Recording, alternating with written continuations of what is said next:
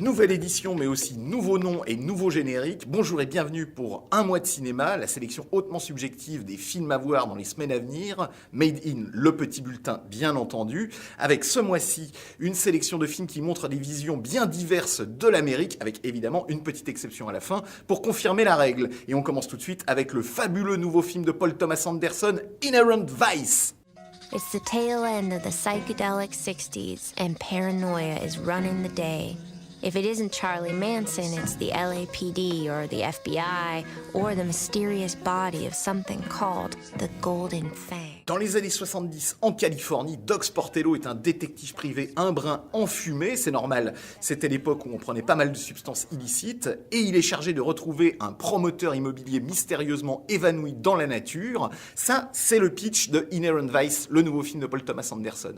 Mais quand on aura dit que ce Inherent Vice est adapté d'un roman de l'immense Thomas Pynchon, on va tout de suite comprendre que ça n'a rien d'un polar traditionnel. Pynchon, c'est le romancier de la digression, de l'arborescence narrative, de la folie pop, et évidemment Paul Thomas Anderson est resté fidèle à l'esprit de ce génie du roman américain pour créer un film qui est à la fois totalement étonnant, totalement inattendu, totalement imprévisible évidemment, et en même temps d'une folle drôlerie, constamment inventif et surtout absolument génialement incarné par une bande d'acteurs qui sont au sommet. Évidemment, il y en a deux dont il faut absolument parler. Joaquin Phoenix, qui joue donc le détective privé totalement allumé et aux coupes de cheveux improbables, mais aussi son antithèse, le flic joué par Josh Brolin. Josh Brolin n'a pas toujours été génial dans les derniers films où on l'a vu, mais là, il crève l'écran, il est absolument hilarant d'un bout à l'autre. D'ailleurs, comme ce film, qui est donc pas forcément le film le plus simple de Paul Thomas Anderson, mais c'est un film qui gagnera sans doute au fil des visions et surtout au fil des années pour s'installer comme un grand classique de l'histoire du cinéma américain. J'en ai ma main à couper. Amérique toujours, mais cette fois-ci celle de la lutte pour les droits civiques avec Selma Dava DuVernay qui raconte le combat de Martin Luther King. Attention, je fais une parenthèse, ceci n'est pas un biopic de Martin Luther King, puisque l'action est précisément circonscrite au moment où Luther King décide d'aller à Selma, une bourgade de l'Oklahoma, pour organiser une marche visant à faire reconnaître dans les faits le droit des Noirs à voter lors des élections. Évidemment, ça va se heurter aux difficultés posées par les pouvoirs en place, que ce soit le président des États-Unis Johnson, ou bien un gouverneur de l'Oklahoma particulièrement raciste, et génialement interprété par Tim Roth. Donc là, on est face à un film qui est typiquement un film à Oscar. D'ailleurs, le film était nommé dans la catégorie meilleur film cette année, mais là où Selma est quand même, là encore, un peu comme Imitation Game au-dessus du lot, c'est parce qu'il est très honnête et très pédagogique dans son approche. Il n'y a pas tellement de pathos là-dedans. Il y a la volonté de reproduire les choses au plus près de ce qui a pu se passer. D'ailleurs, le film est émaillé de comptes rendus, d'écoutes faites par le fameux J. Edgar Hoover de Luther King.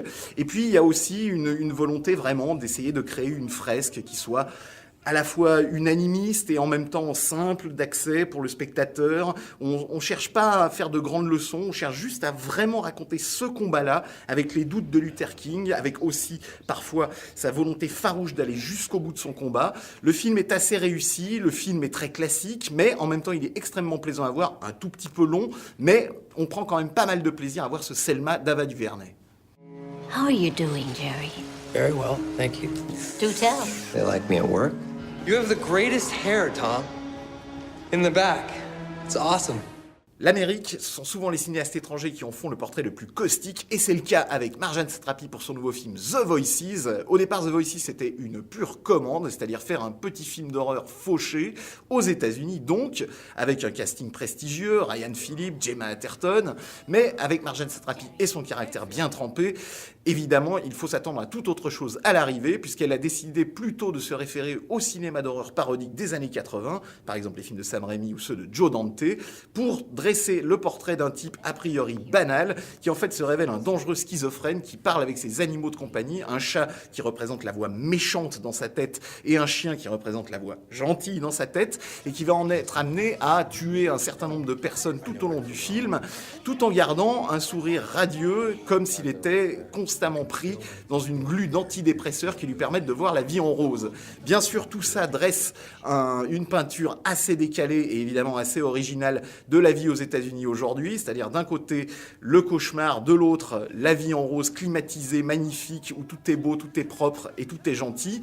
Bien sûr, Marjane Satrapi là-dessus a un vrai regard de cinéaste. C'est juste dommage que son film s'effondre un peu dans sa deuxième partie et aussi qu'elle y ait ajouté un générique final qui sent un peu trop le film culte prêt à emballer. C'est dommage, mais malgré tout, The Voices, c'est quand même un bon défouloir et un bon moment de cinéma popcorn. Amérique encore et toujours avec Hacker, le nouveau film de Michael Mann, très attendu et un peu décevant. Car si on enlève un scénario de duel de pirates informatiques auquel on comprend à peu près rien, si on enlève une histoire d'amour à laquelle on a quand même bien du mal à s'attacher, si on enlève un Chris Hemsworth baraqué qui a l'air de jouer dans le mauvais film, qu'est-ce qui reste ? Il reste quand même 50 minutes de film d'action absolument époustouflant. On a rarement vu Michael Mann à ce point maîtriser les scènes de gunfight en pleine rue, avec ce réalisme magnifié par la vidéo HD, à un point, là encore, totalement inouï.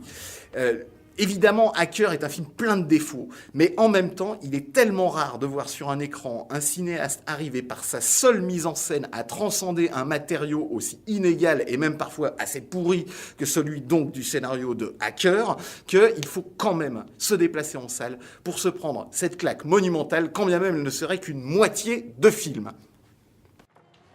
Oh, Micha. Bah ça va pas, non? Vous venez de vous retrouver. Je savais pas qu'il revenait aujourd'hui. Ah tiens, c'est mignon ce que t'as au pied. C'est un tue-l'amour ton truc. Ce point-là? En ce qui me concerne. Après ce petit panorama non exhaustif du cinéma américain, retour en France avec A3, on y va, de Jérôme Bonnel. Jérôme Bonnel, il est en train de construire une œuvre film après film, sans jamais signer de chef-d'œuvre, mais en imposant une petite musique que l'on retrouve donc dans A3, on y va. A3, on y va, c'est l'éternel sujet du ménage à trois, en l'occurrence 2 filles, un garçon, plein de possibilités par-delà les barrières sexuelles. Le film oscille donc entre le vaudeville, avec l'amande dans le placard, les portes qui claquent, tout ça, mais aussi quelque chose qui est beaucoup plus proche de la tragédie, comment arriver à dire son amour à 2 personnes que l'on aime en même temps.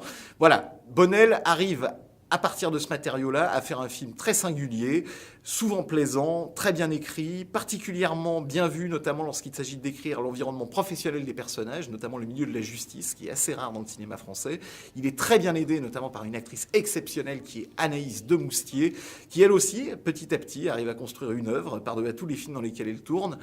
Et on peut dire que A3, on y va, c'est évidemment pas un immense film. Il y a quelques faiblesses, il y a un personnage qui est insuffisamment développé, et on peut même dire que la fin est assez loupée, notamment par son côté retour à l'ordre moral. Malgré tout, Jérôme Bonnel, c'est toujours plaisant de suivre justement la manière dont son œuvre évolue, c'est toujours plaisant de retrouver son cinéma, et A3, on y va, à ce niveau-là, est absolument recommandable. Voilà, un mois de cinéma, c'est terminé. On se retrouve au mois d'avril pour un nouveau commentaire hautement subjectif des films à voir dans vos salles.